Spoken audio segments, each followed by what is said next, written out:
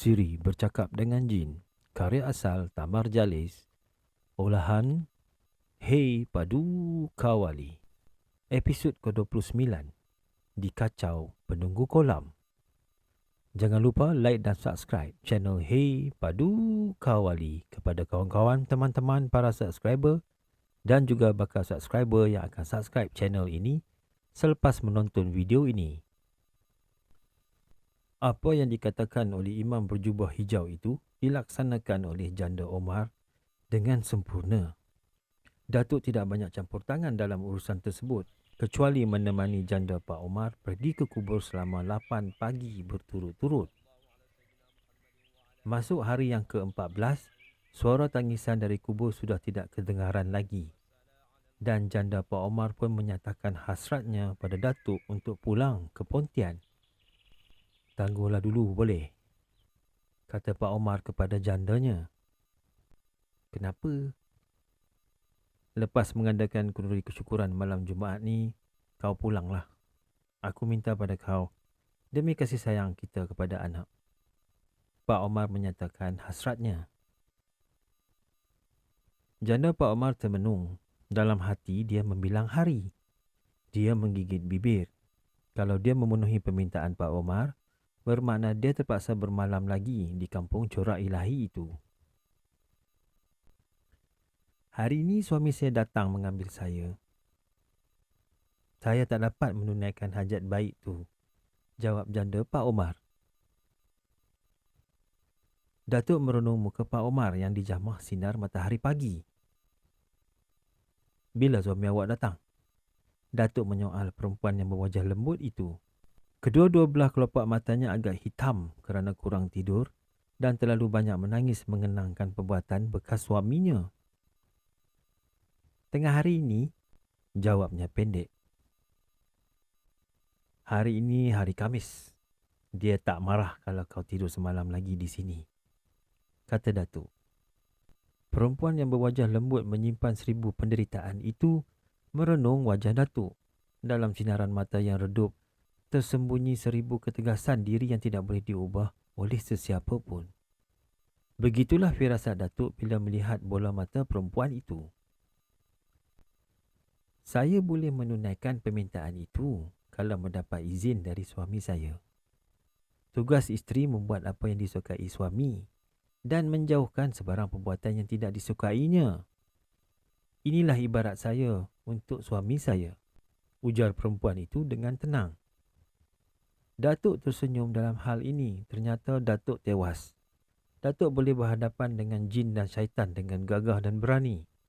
Tetapi Datuk terpaksa tunduk dengan perempuan yang kuat iman dan mengikut perintah Allah. Itulah yang sebaik-baiknya. Memang yang baik itu daripada Allah dan yang jahat itu daripada syaitan dan nafsu. Suara Datuk lemah. Kemudian Datuk dan Omar turun ke tanah. Perempuan berwajah lembut duduk di muka pintu menanti kedatangan suaminya. Lebih kurang jam 11 pagi, suaminya pun datang dengan sebuah teksi.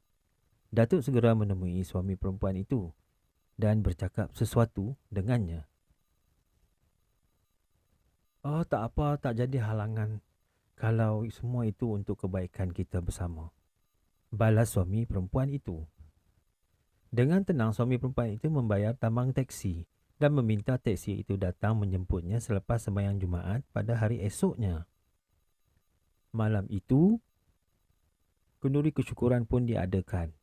Sebelum majlis dijalankan, Datuk bercakap dengan Omar sebentar. Tanpa memberitahu saya, Datuk pun menghilangkan diri.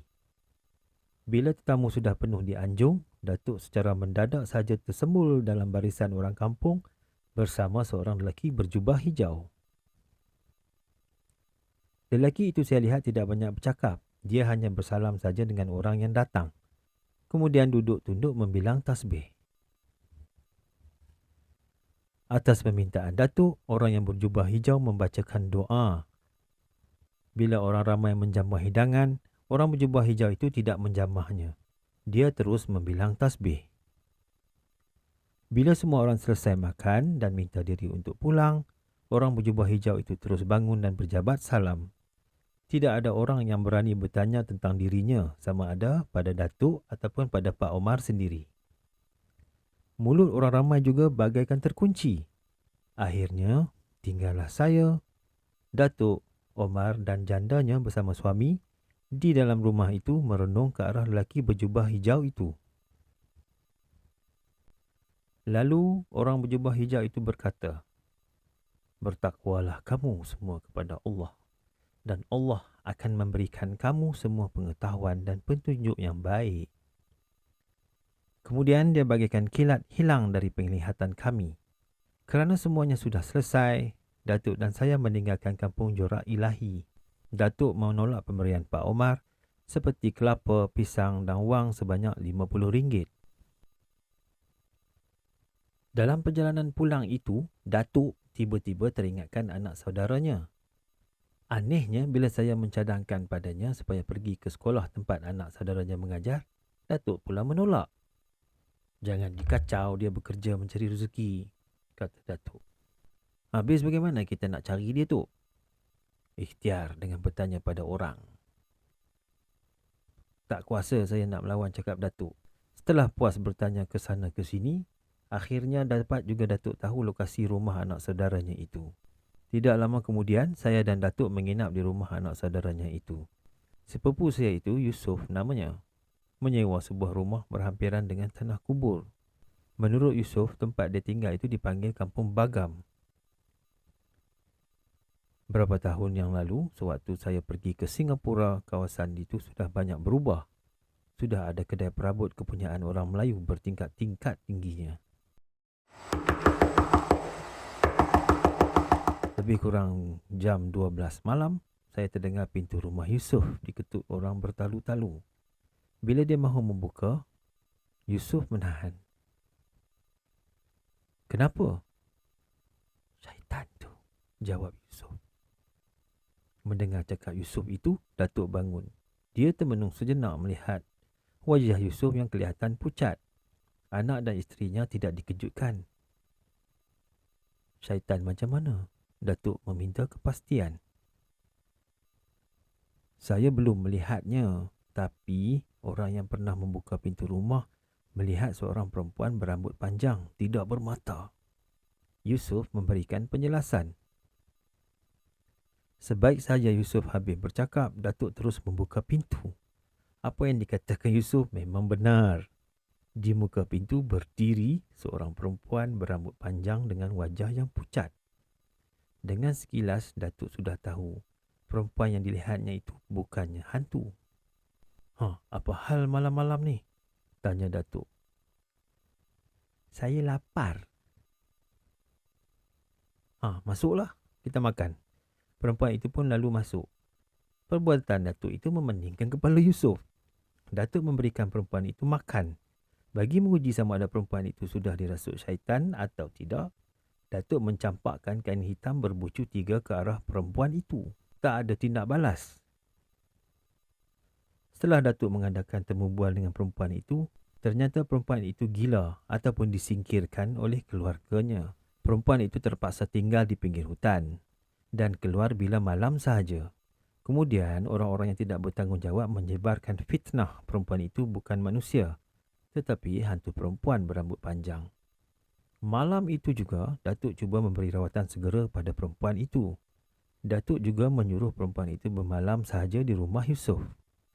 Akibat dari perbuatan Datuk itu, tersebar berita kononnya Yusof pula menyimpan hantu berambut panjang. Aku terpaksa merawatnya selama 3 pagi hingga dia baik, kata Datuk kepada Yusof. Yusof pun tidak dapat berkata apa-apa. Sama ada dia rela atau tidak, dia harus patuh dengan permintaan Datuk yang ikhlas itu. Dengan pertolongan Allah yang Maha Besar, Datuk berjaya mengubati perempuan itu dengan memandikan seluruh tubuhnya dengan 7 biji air kelapa muda selama 3 pagi. Pada sebelah petangnya, selama 3 petang, Datuk menanam separuh badan perempuan itu ke dalam tanah dan disinari dengan sinaran matahari selama 3 jam. Kepalanya pula dilumurkan dengan asam jawa. Setelah itu, Datuk memaksa perempuan berambut panjang itu mandi di sungai hingga menggigil kesejukan. Hari terakhir, Datuk pun memanggil semua jiran-jiran Yusof berkumpul di halaman rumah kira-kira jam 4 petang. Datuk menyuruh perempuan itu duduk di atas satu bangku khas. Di bawah bangku itu Datuk letakkan sabut kelapa. Supaya perempuan itu tidak lari, bahagian pinggang dan badan diikatkan pada bangku. Ketika itu Datuk sudah pun memakai baju dan seluar hitam, kepalanya diikat dengan kain merah. Dia pun memerintahkan saya mencurah minyak api lalu membakar sabut-sabut di bawah perempuan itu. Datuk berpeluk tubuh sambil mulutnya terkumat kamit membaca sesuatu. Perempuan yang berambut panjang terus menjerit sekuat hati. Tiba-tiba Datuk menepuk kedua belah tangannya. Api yang marak segera padam dan diganti dengan asap tebal.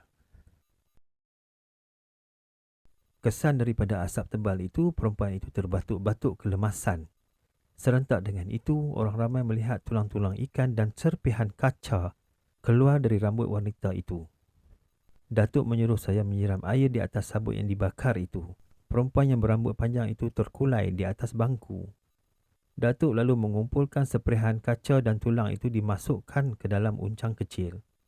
Lalu Datuk menepuk bumi dan perempuan itu pun tersedar. Wajahnya berseri-seri dan boleh bercakap dengan baik dan teratur. Anak ni sebenarnya anak yatim. Ada orang yang melamarnya. Tetapi lamarannya ditolak oleh kaum keluarganya kerana mereka tidak mahu harta peninggalan ayah perempuan ini lepas ke tangan orang lain. Orang yang meminangnya dulu berdendam lalu mengenakan ilmu sihir kepadanya. Datuk menjelaskan kepada orang kampung.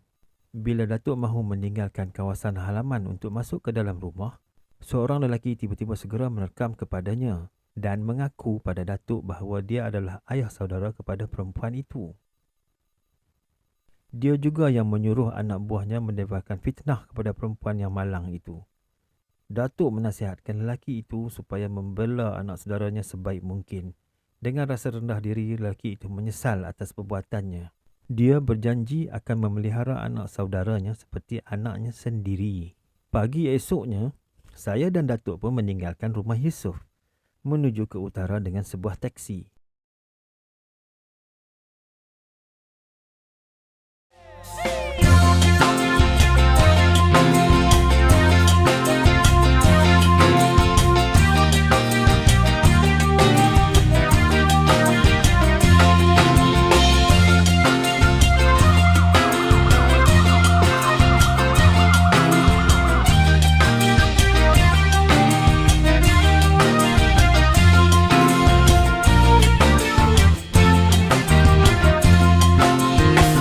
Hatiku sedang rindu, pada siapa ku mengadu? Karena hati bertanya selalu, berkiblatlah air mataku. Akan ku cari walau kemana, kini aku berkelana. Ke ujung dunia akan ku cari. Kalau hatiku sedang rindu, pada siapa ku mengadu? Karena hati bertanya selalu, berlindanglah air mataku.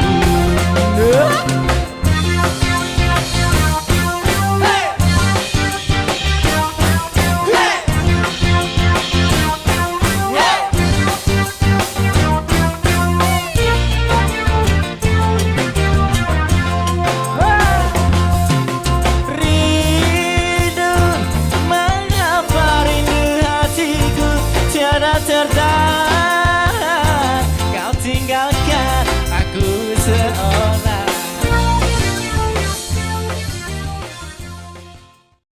Kami sampai di Ipoh lebih kurang pukul 7 petang. Kami bermalam di rumah kenalan Datuk di kampung Pengkalan Pagoh yang letaknya beberapa batu sahaja dari kota Ipoh. Pagi esoknya kenalan Datuk sendiri menghantar kami ke kampung. 2 bulan kemudian, Datuk menerima surat dari Yusof mengatakan perempuan yang berambut panjang itu telah menemui jodohnya dengan seorang pemuda dari Masjid Tanah, Melaka. Pemuda itu ada hubungan kekeluargaan dengan gadis itu dari sebelah ibunya. Pemuda itu berkhidmat dengan pihak tentera Inggeris di Singapura di bahagian RASC, Royal Army Service Corps, yang bertempat di Kem Seletar, Singapura. Seminggu selepas kahwin, dia membawa isterinya ke tempat bertugas. Demikianlah Yusuf menceritakan dalam suratnya. Sepupu saya itu, Yusuf, kini menetap di Taman Pelangi Johor Bahru setelah meletakkan jawatan sebagai guru untuk bergiat dalam lapangan perniagaan. Datuk merasa gembira apabila menerima surat dari anak saudaranya itu. Dia juga berdoa supaya jodoh perempuan berambut panjang dengan pemuda itu akan berkekalan hingga ke anak cucu.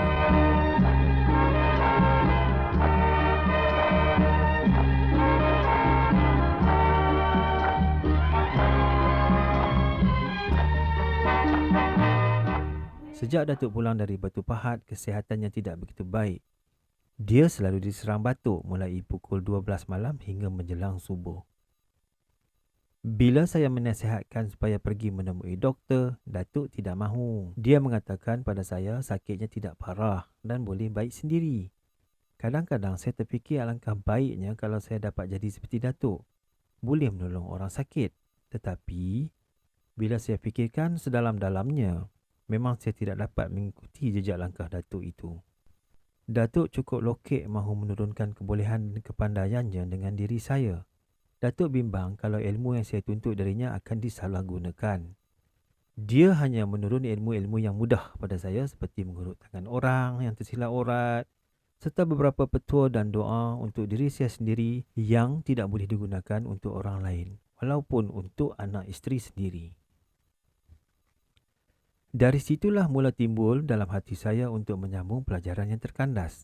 Atas galakan Datuk juga, saya memasuki sekolah malam di kampung saya. Datuk tidak tahu bahawa saya akan menyambung alam baktinya dengan cara tersendiri. Saya berazam untuk menjadi seorang doktor. Dengan itu, saya boleh menolong orang. Datuk kamu bukan tak mahu menurunkan ilmu pada kamu, Tamar. Tapi, pantang larangnya terlalu ketat. Cabarannya juga terlalu kuat. Macam nenek ni kalau tak sabar dah lama nenek tinggalkan Datuk tu.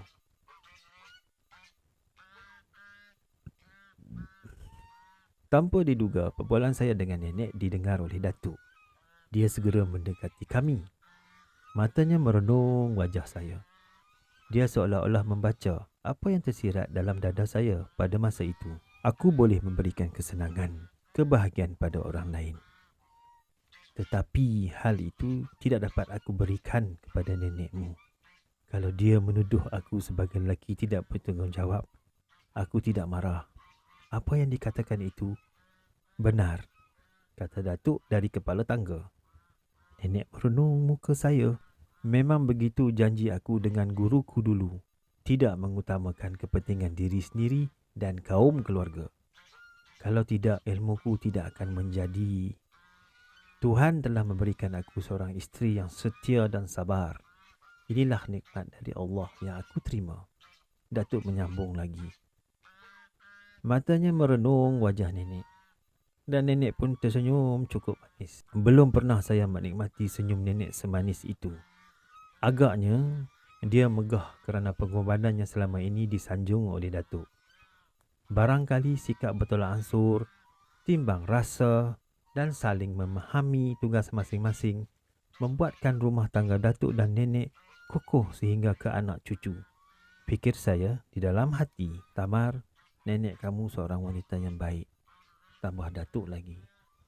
Datuk terus beredar dari kepala tangga. Saya pun melangkah meninggalkan nenek dengan kerjanya mengupas buah kelapa. Bagi mengisi masa lapang petang itu, saya berhasrat untuk pergi bercampur dengan kawan-kawan yang sebaya bermain gasing. Buah gasing dan tali tersimpan di bawah rumah saya. Lalu saya pergi mengambilnya. Cita-cita saya mau memangkah 2-3 biji gasing kawan-kawan pun jadilah. Secara mendadak, saya teringatkan batang pancing yang tersandar di pakal pokok mempelam. Gasing dan tali saya tinggalkan, batang pancing saya ambil. Dah tak jadi dah, saya nak pergi mancing pula. Nak ke mana tu? Dah petang ni, tanya nenek. Nak mancing ikan di sawah, Nek. Oh sahlah, dah petang. Tahan nenek. Kejap aja, Nek, jawab saya dan terus meninggalkan kawasan rumah menuju ke sawah yang terbentang luas. Matahari sudah condong benar letaknya. Dalam perkiraan saya, waktu itu sudah pukul 5 lebih. Memang tidak wajar saya turun ke sawah memancing. Saya terus meniti di atas batas bendang menuju ke sebuah kolam kecil yang terletak di bawah sebatang pokok tualang besar dan tinggi. Kiri kanan pokok itu ditumbuhi dengan pokok-pokok buluh. Akar-akar jejawi berjuntai dari dahan tualang. Sebahagian darinya mencecah bumi. Beberapa akar itu saya potong separas dada. Sebelum saya memancing, saya bergayut pada akar itu. Macam Tarzan bermain angin. Memang menyeronokkan. Kemudian saya memancing dengan umpan cacing yang saya korek di tanah pangkal pokok itu. Nasib saya memang baik petang tu. Pancing saya selalu saja mengena. Tak kumpau seperti biasa. Tidak sampai 1 jam, saya sudah berkati-kati ikan keli, haruan dan puyuh saya dapat. Ikan-ikan itu saya letakkan di dalam raga. Azam saya mahu menangkap separuh daripada ikan-ikan yang terdapat di dalam kolam tersebut. Hati saya berdebar dan tiba-tiba daun telinga kanan saya bergerak-gerak dan terasa angin lembut menyentuhnya. Saya mula rasa ragu-ragu kerana ketika itu memang tidak ada angin yang bertiup. Saya segera menoleh ke arah raga yang penuh dengan ikan-ikan hasil pancing saya. Saya dapati semua ikan di situ hilang.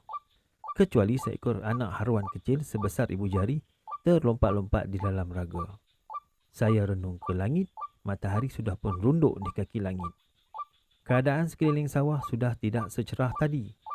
Hati saya bagaikan dipengaruhi oleh satu kuasa untuk terus memancing. Ikan-ikan yang saya lihat bagaikan melompat-lompat di permukaan kolam.